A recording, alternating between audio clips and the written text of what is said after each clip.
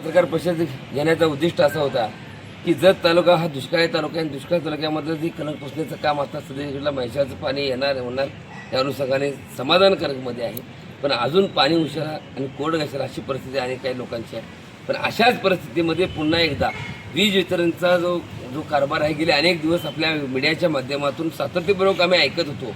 पण कानाने ऐकावं आणि डोळ्याने बघावं ही परिस्थिती त्या ठिकाणची दिसते. पण अशी परिस्थिती आज माझ्यावरती आलेली आहे. माझ्यावरती एकट्यावरतीच न येता पूर्ण तालुक्यामध्ये अनेक लोकांच्यावरती हा प्रसंग निर्माण झालेला आहे. ज्या घरामध्ये मी वास्तव्य करतो त्या घरामध्ये फॅन असेल, फ्रीज असेल, टी व्ही असेल किंवा आणि इत्यादी वस्तू असतील, मिक्सर असेल, याच्या व्यतिरिक्त आत्तापर्यंतच्या कालावधीमध्ये 2000, 1800, 2800च्या 3000 याच्या आतमध्ये बिल येत असताना आज जर पाहिलं गेल्या 2 महिन्यापूर्वी आम्हाला कुठली पूर्वकल्पना न येता घरातील मीटर बदललं गेलं आणि त्यानंतर मला पहिलं बिल बघितलं ते बिल आलं 17,270 रुपयेचं आणि आता दुसरं बिल आहे ते 16,590 रुपयेचं. मला सांगा असा 2 महिन्यामध्ये काय चमत्कार घडला की जे बिल पूर्वी काळामध्ये 3000, 2800 किंवा कमी प्रमाणामध्ये बिल येत होतं. मग असा 2 महिन्यामध्ये काय चमत्कार घडला की एवढे बिल 16,000, 17,000 बिल जर येत असेल ही कुठली यंत्रणा आहे, कसली यंत्रणा आहे, या गोष्टीचं मला कोडं पडले. तर हा एकटा माझा जतचा म्हणजे किंवा माझा एकटाचा विषय नसून माझी सरकार मायबापाला विनंती, वीज वितरणला विनंती आहे. आपल्याकडं तालुक्यामध्ये हा कारभार नाही चालत, हा जिथं चालतोय तिथं माझी विनंती आहे की अशा पद्धतीची लूट करू नका. हे कुठेतरी थांबवा. माणसं मरून जातील. ज्याचा पगार 8,000 आहे तरी 16,000 भरायचं कुठून, कुठल्या अँगलने भरणार. आणि मी बिल भरायला तयार आहे. मी बिल भरून बोलतोय. पहिला मी 17,000चं बिल भरलोय आणि आता 16,000चं बिल पण भरणार आहे. माझं मीटर पण काढू नका. असं किती दिवस चालते मला बघायचंच आहे.